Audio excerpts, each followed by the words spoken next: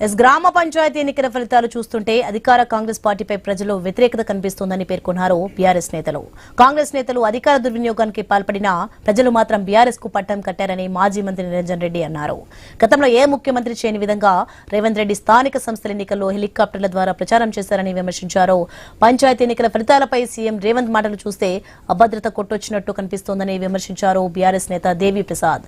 స్థానిక ఎన్నికల్లో వికారాబాద్, పరిగి, తాండూరు నియోజకవర్గాల్లో బీఆర్ఎస్ అత్యధిక స్థానాల్లో గెలిచిందన్నారు మాజీ ఎమ్మెల్యే మెతుకు ఆనంద్. ఓడిపోయినరేమో ప్రభుత్వం మీద ఇప్పుడున్నటువంటి రేవంత్ సర్కారు మీద ప్రజాక్షేత్రంలో తీవ్రమైనటువంటి వ్యతిరేకత ఉందనేటువంటిది స్పష్టంగా కనిపిస్తుంది. ఇది వాళ్ళు అంగీకరించకపోతే, మనసులో అంగీకరించినా బయటికి మాటల రూపంలో అంగీకరించినంత మాత్రాన ఈ ఫలితాలు ఏం తారుమారయ్యేం కాదు. అధికార పార్టీ యొక్క డబ్బు, మద్యము, అధికార దుర్వినియోగం ఇటువంటివన్నింటినీ కూడా తట్టుకొని మా వాళ్ళు నిలబడ్డారు.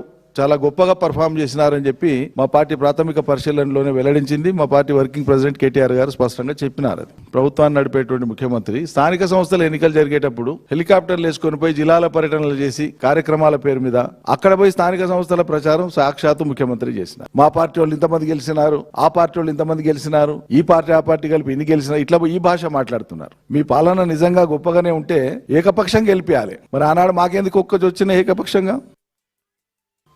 పూర్తిగా నిరాశకు లోనై ఏదో అభద్రత మొదలైంది, మా ప్రభుత్వానికి ఏదో ముప్పు వస్తుందనేటువంటి రీతిలో వారు మాట్లాడినట్టుగా వారి మాటలన్నీ కూడా చాలా స్పష్టంగా కనబడతా ఉన్నాయి. ఎందుకంటే జరిగినటువంటి అన్ని ఎన్నికల్లో, 3 విడతలుగా జరిగినటువంటి ఎన్నికల్లో అన్నిట్లో కూడా ఇన్ని ప్రతికూలతల మధ్య అన్ని పార్టీలు ఒకటైనప్పటికీ కూడా బీఆర్ఎస్ పార్టీ కార్యకర్తలు, నాయకులు అందరూ కూడా ఈ గులాబీ జెండాను ఎగరేయడానికి శ్రమ కోర్చి 12,000 గ్రామాల్లో ఒక వీరోచితమైనటువంటి ప్రజాస్వామ్య పద్ధతిలో పోరాటం చేసింది.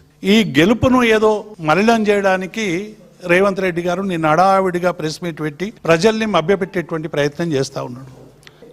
మేము ఓడిపోయిన దగ్గరనేమో ఏమి గలాట లేదు, సరే అట్లా ఓడిపోయినరేమో ఒక్కొక్క ఓటని ఊరుకున్నాం. తర్వాత మోమిన్ కలాన్, ధారూర్ మండలానికి సంబంధించినటువంటి మోమిన్ కలాన్ అనే గ్రామం లోపల మా వాళ్ళు గెలుస్తున్నారు అని చెప్పి అవతలి పార్టీ సర్పంచ్ అభ్యర్థి అక్కడి నుంచి పోలింగ్ స్టేషన్ నుంచి ఇంటికి వెళ్ళిపోతే కూడా 2-3 ఓట్లతోటి మా వాళ్ళు గెలుస్తున్నారంటే 3-4 సార్లు రీకౌంటింగ్ పెట్టించి చివరికి వాళ్ళే 2 ఓట్లతోటి గెలిచిండ్రు అని చెప్పి అవకతవకలకు పాల్పడుతున్నారు కాంగ్రెస్ పార్టీ వాళ్ళు. అధికారులు వాళ్లకు వత్తాసు పడతా ఉన్నారు. ఆ మోమిన్ కలాన్ మండలానికి గ్రామానికి సంబంధించినటువంటి కేసు కూడా ఎలక్షన్ కమిషన్కు కంప్లైంట్ ఇవ్వడం జరిగింది. ఖచ్చితంగా దాని మీద ఎంక్వైరీ ఉంటుంది.